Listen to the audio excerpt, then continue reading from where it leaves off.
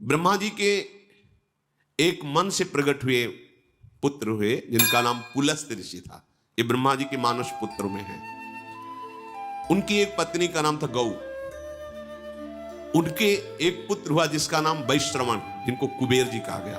ये पुलस्त्य जी के अंश से प्रकट हुए श्री वैश्रवण जी हैं। ये बड़े तेजो संपन्न और शक्तिशाली थे। वैश्रवण जी अर्थात कुबेर जी, ये पुलस्त्य ऋषि को छोड़ करके भगवान ब्रह्मा जी की आज्ञा में और सेवा में रहने लगे। ये पुलस्त्य जी को अच्छा नहीं लगा, क्रोध आ गया पुलस्त्य जी को। तो पुलस्त्य जी ने अपना दूसरा रूप धारण किया अपने ही अंश से। उसका नाम हुआ विश्रवा। अपने शरीर से दूसरा रूप प्रकट किया जिसका नाम विश्रवा, क्रोध से प्रकट किया। ये क्रोध आसुरी भाव है, राक्षसी भाव है। विश्रवा सदैव कुबेर जी से दोष दृष्टि रखता, द्वेष दृष्टि रखता, कुपित रहता। पर ब्रह्मा जी की सेवा में थे विश्रवण, इसलिए किसी का प्रभाव उनके ऊपर नहीं। वैश्रवण की सेवा से प्रसन्न होकर पितामह ब्रह्मा जी ने अमरत्व प्रदान कर दिया और त्रिभुवन के धन का मालिक बना दिया। धनाध्यक्ष भगवान कुबेर ऐसा कहा जाता है। वो जो पुलस्त्य जी के अंश से प्रकट हुए प्रथम पुत्र, द्वितीय विश्रवा जो उन्हीं के आदेश से प्रकट हुए। और जब कुबेर पदवी मिली तो महादेव जी से ब्रह्मा जी ने उनका परिचय कराया और मित्रता करवाई।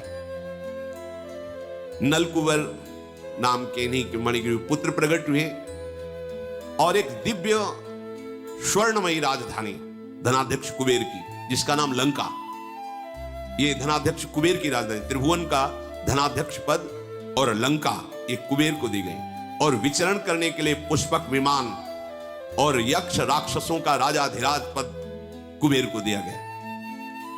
जो पुलस्त्य जी के क्रोध से प्रकट हुआ विश्रवा नाम का पुत्र था, वो कुबेर पर दृष्टि क्रोध भरी रखते थे। कुबेर जी ने देखा कि ये भी तो पिता ही तुल्य है, विश्रवा पुलस्त्य जी के आदेश शरीर से। वो कभी गुस्सा नहीं करते, सदैव प्रणाम करते। और धनाध्यक्ष कुबेर तीनों लोकों के यक्ष, दैत्य, राक्षस, यक्ष इनके स्वामी थे। तो तीन बहुत ही सुंदर युवतियां सेवा में दी। राक्षस कन्याएं, बड़ी माया शक्ति से संपन्न, दिव्य से दिव्य रूप धारण करने वाली, वो महामुनि विश्रवा की सेवा में लगी। रात दिन उनकी आज्ञा में हाथ जोड़े खड़ी रहती तीनों। जब जो आज्ञा वैसी सेवा, नृत्य करना, गान करना, महर्षि को रिझा लिया। उनमें से एक का नाम पुष्पोत्कटा, दूसरा का राका, तीसरे का नाम मालिनी। तीनों एक दूसरी सेवा में सुख प्राप्त करने के लिए होड़ लगाई हुई थी। तीनों ने प्रार्थना की कि मुझे पुत्र चाहिए। महान तपस्या से संपन्न क्रोध युक्त विश्रवा मुनि ने उनसे पुत्र उत्पन्न किए। पुष्पोत्कटा नाम की जो राक्षसी कन्या थी, उनसे महाभयानक बलशाली रावण और कुंभकर्ण, मार्कंडी जी सुना रहे, भूमंडल में इनके जैसा कोई बलि नहीं था। मालिनी नाम की जो सेवा में थी राक्षसी कन्या, उनसे विभीषण जी का जन्म हुआ।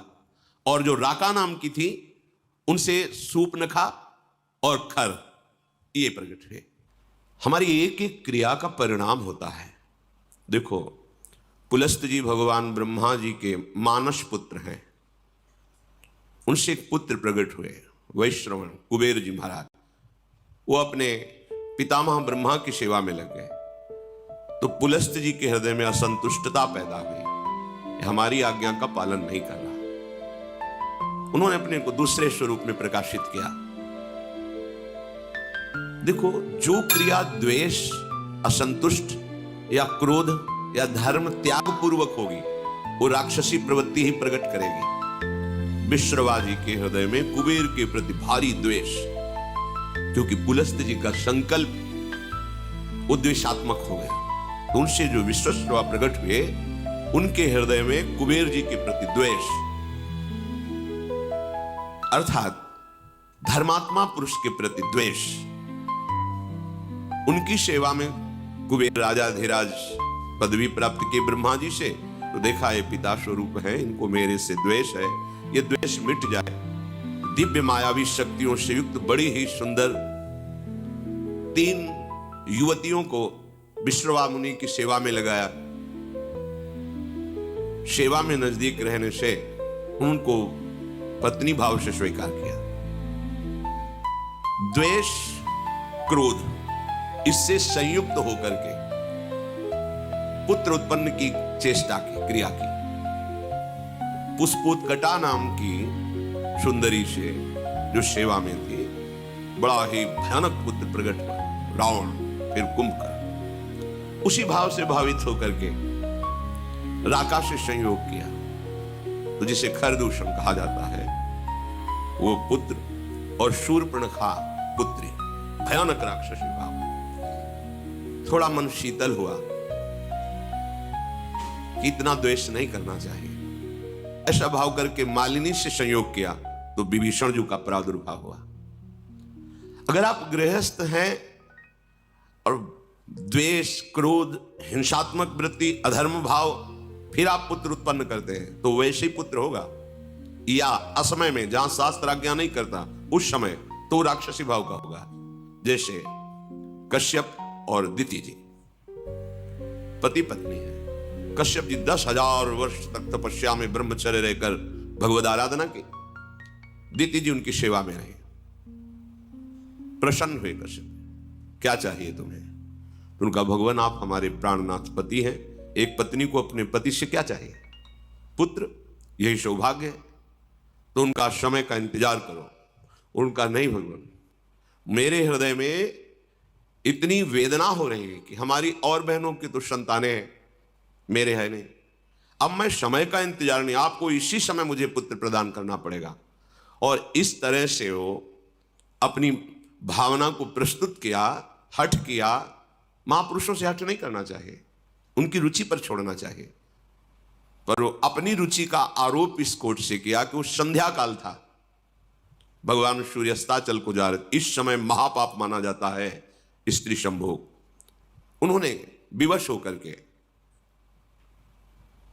फिर स्नान आदि किया और कहा कि तुम जानना चाहते हो तुम्हारा पुत्र कैसा होगा?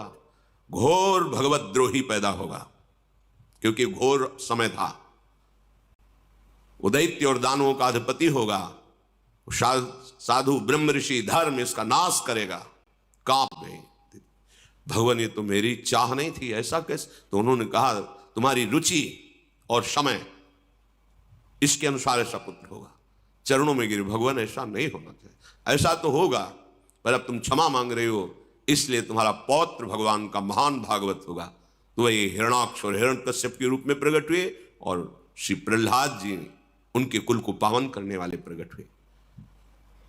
संतानोत्पत्ति एक भगवान की पूजा रूपी एक क्रिया है, ये कोई ऐसी साधारण नहीं है। आप अगर संयम से रहकर पवित्र होकर भगवान को प्रणाम करके उनकी आज्ञा का पालन करने के लिए उनकी सृष्टि विस्तार रूपी पूजा, उनका स्मरण करते हुए, तो निश्चित महाभागवत पुत्र होगा, देशभक्त होगा, बलवान होगा, विद्वान होगा। अंदर क्रोध है, द्वेष है, अधर्माचरण है, या मदिरापान आदि ऐसे, तो फिर वो सींग भले प्रकट ना हो, पर होगा वो राक्षस स्वभाव वाला। स्वभाव उसका आसुरी होगा, और वो तुम्ही को दंड देगा, तुम्हें जलाएगा जीवन भर। ये शास्त्र प्रमाण से जो चलता है उससे परम शांति मिलती है, चाहे गृहस्थ हो चाहे विरक्त हो। जिस समय रावण प्रकट हुआ, बहुत ही विकराल उस समय हो गया। जैसे भगवान के प्रकट होते प्रकृति शीतल हो जाती है, मंगलमय सुगंध चलने लगती, धुंदुभियां बजने लगती हैं, कोई भी ऋतु हो, बसंत ऋतु प्रकट हो जाती है। ऐसे ये महान दैत्य भाव, देखो भाव का खेल है। भाव आसुरी किया और संतान उत्पन्न किया, तो ऐसे भाव का प्रकट हुआ। 10 सिर ताहि 20 भुज दंडा, रावण नाम वीर बरी बंडा। 10 सिर 20 भुजाएं, अपार बलशाली।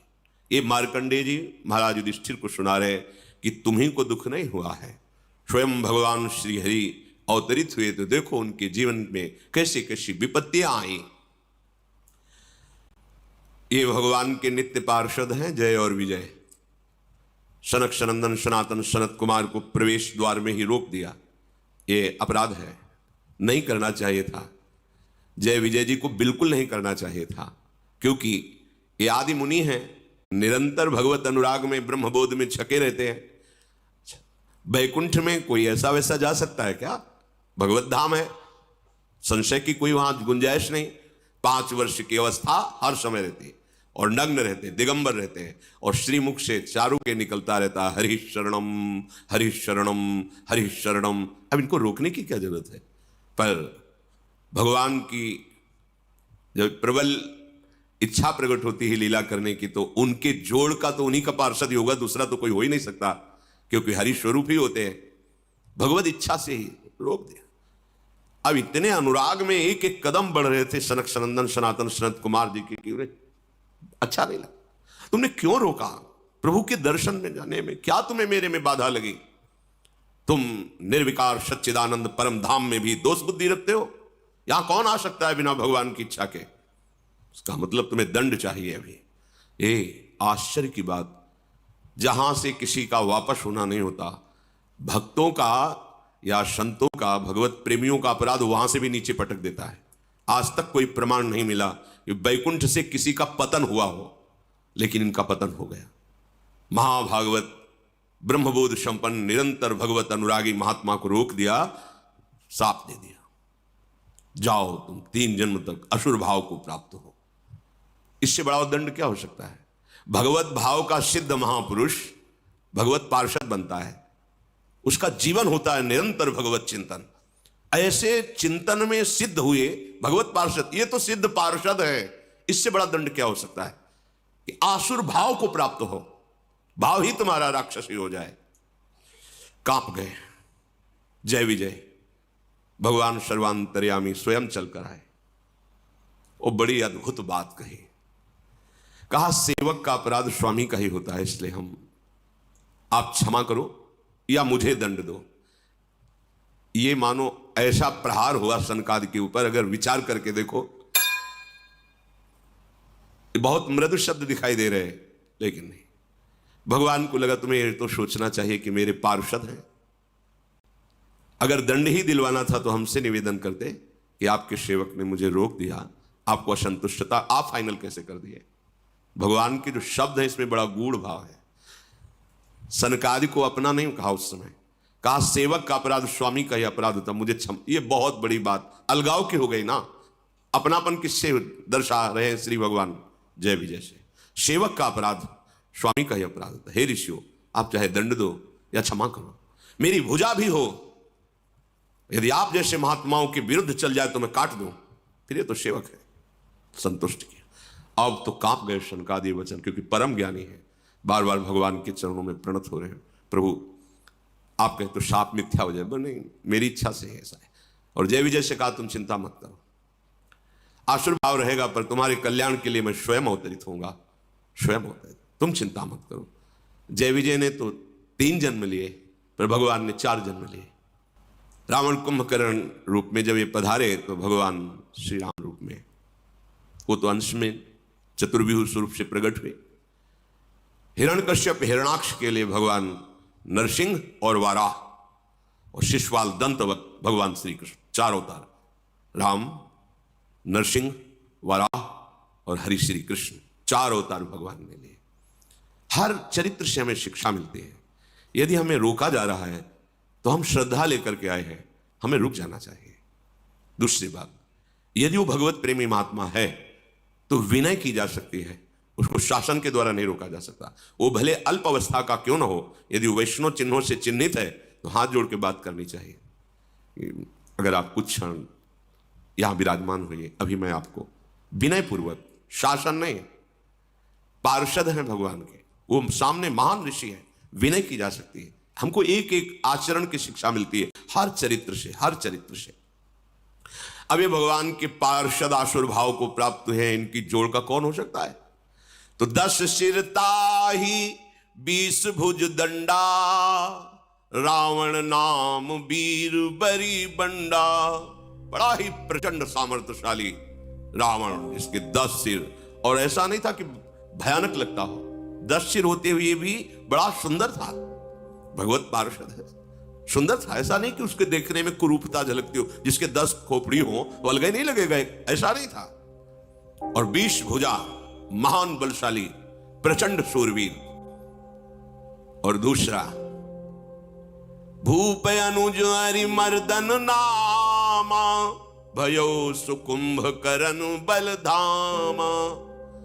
मानो हिमालय ही पैदा हो गया हो, पुष्पोत्कटा के गर्भ से, ऐसा विशाल काय स्वरूप। और आहार, ये छोटे मोटे निशाचरों की बात अभी आप सुनी थी। वो बक नाम का निशाचर जो एक चक्रा नगरी में जब पांडव रुके हुए थे तो ब्राह्मण की बारी आई थी, तो वो बता रहा था 200 भैंसे, एक छकड़ा भोजन, और एक आदमी, जैसे हरी मिर्च एक चाहिए तो एक आदमी उस परिवार से जाएगा, रोज उसके लिए अलग अलग नगर से एक एक घर से जाता था। 200 भैंसे, 200 भैंसे कितने, एक छकड़ा भोजन और एक आदमी हरी मिर्ची की तरह स्वाद लेने के लिए। वो आदमी खाएगा, 200 भैंसे खाएगा, एक छकड़ा, ये उसका रोज का आहार था। ये छोटे मोटे राक्षसों की बात है। कुंभकर्ण का आहार क्या था? अनगिनतिन, मतलब महीनों से व्यवस्था होती थी, अपराधी मनुष्यों को पकड़ के गौ भैंसे नाना प्रकार का आहार, ऐसे जैसे गौशाला खोली जाती ना, ऐसे उसके आहार की व्यवस्था होती। आहार कर, भयानक आहार करने वाला, मतलब विश्व को अब चाट जाए ऐसा उसका उदर, आहार करने, भयंकर बलशाली। मालिनी जी के गर्भ से प्रकट हुए महाभागवत विभीषण जी। देखो चिंतन का प्रभाव पड़ा है, अंदर चिंतन हुआ, मैं द्वेष कर रहा हूं नहीं, और शांत भाव से तो श्री विभीषण जी का प्रादुर्भाव। माता पिता की वृत्ति जिस समय संतानोत्पत्ति की भावना से संयोग कर रहे हैं, उसी का परिणाम संतान पर पड़ेगा। ये बहुत बड़ी पूजा है, बहुत सावधानी रखनी चाहिए। इसे ये नहीं समझना चाहिए कि हम वासना की तृप्ति के लिए ऐसा कह रहे हैं, नहीं। पहले हर महापुरुष कुछ समय तक ब्रह्मचर्य रहकर, साधन करके, गुरुजनों को प्रणाम करके, दिक्पाल दिशाओं को प्रणाम करके, फिर संतान उत्पत्ति, धीर वीर गंभीर विवेकवान, ऐसे पुत्र प्रकट होते। Welcome to Second Life, the cinematic metaverse, where every detail is crafted for realism and immersion. भयो विमात्र बंधु लघुताशु, मालिनी जी के गर्भ से विभीषण जी प्रकट हुए, और राका के गर्भ से खर और शूर्पणखा। शूर्पणखा ऐसी वैसी राक्षसी नहीं थी, अगर देवलोक में चली जाए तो कोई भी देवता सामने नहीं आता था, इतनी बलवान थी, कोई साधारण राक्षसी नहीं। एक पूतना को देख लीजिए, भगवान को मारने का ठेका लेकर के गई थी, और देवता भी कांपते थे उससे, ऐसे ऐसे बलवान। क्या था इनमें? ये प्रकट होकर पहले तप संचय करते थे, ऐसे नहीं बलवान, ये तो जन्मे ही ऐसे बल वाले, पर इन्होंने घोर तपस्या की कि ऋषि मुनि भी आश्चर्यचकित हो गए। ऐसी तपस्या ये असुरजन करके चाहते क्या थे? विश्व का विलास, असंतर यही है। तपस्या तो इन्होंने भी की, पर वो विश्व मंगल के लिए नहीं। जब कोई संत महापुरुष तप और पुण्य भजन बल से युक्त होता है तो सर्वे भवन्तु सुखिना, सर्वे संत निरामया, सर्वे भद्राणि पश्यन्तु मां कश्चित् दुःख। एक को भी दुखी न देखो, सब सुखी हो जाएं, सब निरोग हो जाएं, सबका मंगल हो, सब सुखी रहे, ये होता है। और जब असुर तपस्या करता है तो उसका संकल्प होता है, मैं जब जिसको चाहूं उसको नष्ट कर दूं, मेरे आगे कोई खड़ा होने वाला न रहे, सबको दुख मिले, सबको अशांति मिले, सब मेरे अधीन रहे, ये आसुरी भाव होता है। अब जब वो प्रकट हुए तो उनका परिकर भी प्रकट हुआ। काम रूप खल जिनस अनेका, कुटिल भयंकर विगत विवेक। विवेक रहित, कुटिल स्वभाव, भयंकर आचरण, ऐसे राक्षसों का प्रादुर्भाव हुआ। कृपा रहित हिंसक सब पापी, बरनी न जाहि विश्व परितापी। विश्व को दुख देने वाले ये पापी ऐसे प्रकट हुए कि इनका तेज, इनका बल सारे संसार को पीड़ा पहुंचा दे। ये भगवान के विरोध में प्रकट होने वाला परिकर है, इसलिए इसका पहले गान किया गया है। देखो एक इसमें इस चरित्र से भाव मिल रहा है कि अगर जुड़े हमारा जो भी भाव है और भगवान से जुड़ जाए तो उसका मंगल हो जाता है। और निशाचर स्वभाव, पापी स्वभाव, कहीं किसी पर कोई भी दया कृपा नहीं, केवल हिंसा वृत्ति। उपजे यद्यपि पुलस्त कुल, पावन अमल अनूप। तदपि महीसुर श्राप बसु भय सकल अघरूप। यद्यपि महान कुल में प्रकट हुए पुलस्त ऋषि के ही तो भगवान ब्रह्मा से पुलस्त ऋषि से विश्वश्रवा, उससे ये बिल्कुल नजदीक, पर इनका स्वभाव घोर दैत्य स्वभाव, आसुरी स्वभाव। अब इन तीनों ने विचार किया कि सबसे पहला कार्य करना चाहिए भगवान को प्रसन्न करना, भगवान ब्रह्मा, और ऐसा अमरत्व प्राप्त किया जाए कोई मुझे मार न सके। कीन विविध तप तीन हूं भाई, परम उग्र नहीं बरनी सो जाई। तीनों ने खान पान विश्राम सब त्याग करके कठोर तपस्या। हिरण्यकश्यप ने तो ऐसी तपस्या की कि ब्रह्मा जी को दिव्य दृष्टि से देखना पड़ा कि है कहां हिरण्यकश्यप। बामी जम गई थी, घास जम गई थी, निरंतर ब्रह्माकार वृत्ति, ब्रह्मा जी के चिंतन में, ब्रह्म मंत्र से संबंधित। देखो यहां भी शिक्षा मिलती है, अगर कहीं भी विजय प्राप्त करनी है तो आपको तपस्या करनी पड़ेगी, आपको भजन करना पड़ेगा, आपको मंत्रानुष्ठान करना पड़ेगा। और यहां अनुष्ठान धर्माचरण का होता, चाहते हैं उन्नति, विजय, पद, प्रतिष्ठा, यश, कीर्ति, यह दैत्य भाव है, फिर भी कठोर तप कर रहे। पहले जहां भी देखा है किसी भी दैत्य की उन्नति, वो तपस्या के पीछे शुंद की बात बताई थी। भगवान ब्रह्मा जी को तप के द्वारा प्रसन्न किया। अब इतना तप किया कि विवश होकर ब्रह्मा जी को सामने आना पड़ा। मंत्र में बड़ी सामर्थ्य है। गयो निकट तप देखी विधाता, मांगहु बर प्रसन्न मैं ताता। उठो पुत्रो, तुम्हारी तपस्या पूर्ण हुई, मैं प्रसन्न हूं, क्या चाहिए तुम्हें? तब रावण ने आंख खोली, देखा भगवान ब्रह्मा जी विराजमान हैं। करी बिनती पद गही 10 सीसा, बोल्यो बचन सुनहु जगदीशा। प्रणाम किया, हाथ जोड़कर कहा, हे जगत के ईश्वर भगवान ब्रह्मा जी, मैं अमर हो जाऊं। मार्कंडेय जी महाभारत में कहते, उसने कहा मैं अमर हो जाऊं। उनका असंभव, यह वरदान नहीं दे सकता, क्योंकि वो मन की बात जानते थे कि आसुर भाव को प्राप्त है, अमर हो गया तो त्राहिमाम मच जाएगा। कहा नहीं, अमर नहीं, और कुछ मांग सकते, एक शब्द केवल हटा दो अमर, फिर और जो चाहो मांग लो तो ठीक है। हम काहू के मरही न मारे, बानर मनुज जाति दुई। द्वारा बनाए हुए ऋषि मुनि अस्त्र शास्त्र महात्मा, किसी से न मानो। ये मनुष्य और बानर तो हमारे आहार हैं, बस इनके लिए हमें वरदान की जरूरत नहीं तुम्हारी। ब्रह्मा जी का बस थोड़ा तो हमें रास्ता चाहिए। ऐसे हिरण्यकश्यप ने मांगा, अमर हो जाऊं, असंभव, ये नहीं दे सकता। फिर तुम्हारी सृष्टि के बनाए हुए किसी भी मनुष्य से, किसी से, तो सृष्टि में बनाया हुआ कोई मनुष्य, अस्त्र शास्त्र मंत्र, कुछ भी जो ब्रह्मा का बनाया हुआ है, उससे ना मनो। तो वही अमृत तो समझ गया कि ब्रह्मा जी ने कहा हाँ ये तो दे देंगे, रास्ता निकलना चाहिए।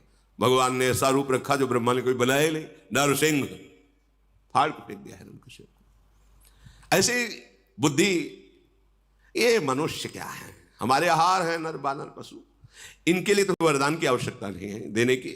हाँ, और आपके किसी भी बनाए हुए दैवी शक्ति, देवता आदि, लोकपाल, कोई अस्त्र शस्त्र, ब्रह्मा जी ने कहा एवमस्तु तुम बड़ तप कीन्हा। उसी समय साक्षी देने के लिए भगवान शंकर भी आ गए। मैं ब्रह्मा मिलित ही वर दीन्हा।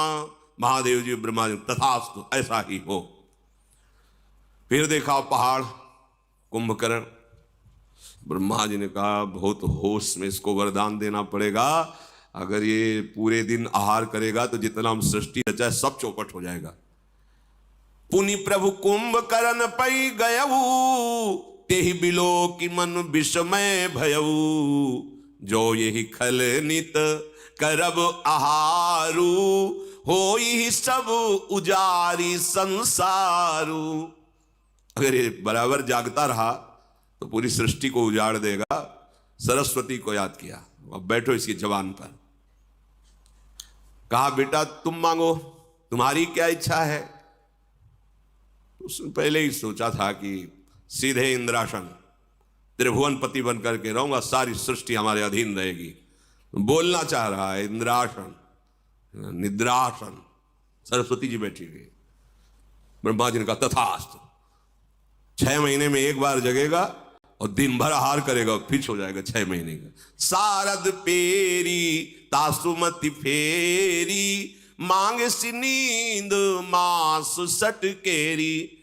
एक बार 6 महीने सोना, फिर जग के आहार करना, फिर 6 महीने के लिए। ब्रह्मा जी ने कहा तथा, यह है तपस्या का फल। उसे ज्यादातर ऐसे ही मांगते हैं कि खुद चक्क सोने को मिले, खाने को मिले। यह आसुरी स्वभाव है। अब दृष्टि पड़ी विभीषण जी पर। मार्कंडेय जी कह रहे, एक पत्ता सूखा विभीषण जी रोज पाते थे और निरंतर भगवान नाम जप करते थे। गए विभीषण पास पुनि, कहो पुत्र बर मांगु, तेहि मांग्यो भगवंत पद, कमल अमल अनुराग। ये बात मांगी, यही मांगना चाहिए। यही मांगने से मांगना मिट जाता है। ब्रह्मा जी विभीषण के पास गए और कहा, पुत्र तुम्हारी तपस्या पूर्ण हुई, वरदान मांगो। उन्होंने चरणों में प्रणाम करके कहा, भगवान मुझे अमल अर्थात कामना रहित, निष्काम, मल है कामना, निष्काम और अनन्य, यही मांगे भगवंत पद, कमल अमल अनुराग। अनुराग अनन्य भक्ति, निष्काम अनन्य प्रेमा लक्षण भक्ति जो है वो मुझे श्री हरि की दीजिए। हरि के चरणों में निष्काम भक्ति। मार्कंडेय जी ने कहा कि जब उन्होंने ये मांगा तो ब्रह्मा जी ने सबसे पहला शब्द कहा कि तुम्हारे जो 2 भाइयों को हमने ना कहा है वो अपनी तरफ से देता हूं, तुम अमर हो जाओ। ये तो तुम्हें मिले ही, लेकिन जो 2 भाइयों ने मांगा मैंने नहीं दिया, वो तुम्हें दिया। अमर। आज भी विभीषण राज्य कर रहे हैं दिव्य लंका में। पीछे चूंकि उस प्रसंग पे नहीं जाना था, तो जब दिग्विजय कर रहे थे राजसूय यज्ञ के लिए पांडव, तो उस समय घटोत्कच की पीठ में बैठकर समुद्र पार किया था। और वहां गए, जब पता चला भगवान श्री कृष्ण के भक्त हैं ये पांडव, तो विभीषण जी स्वयं उनका स्वागत किया और कहा विजय की जरूरत नहीं है, हम हार स्वीकार करते हैं, आपकी विजय। प्रणाम करके कहा था, नहीं हम आपको परास्त करने नहीं, आपका आशीर्वाद लेने आए। विभीषण जी अब भी विराजमान है लंकाधिपति के रूप में। जब सृष्टि समिटेगी तो साकेत धाम जाकर सदैव भगवान के, ये है भगवान की भक्ति का प्रताप।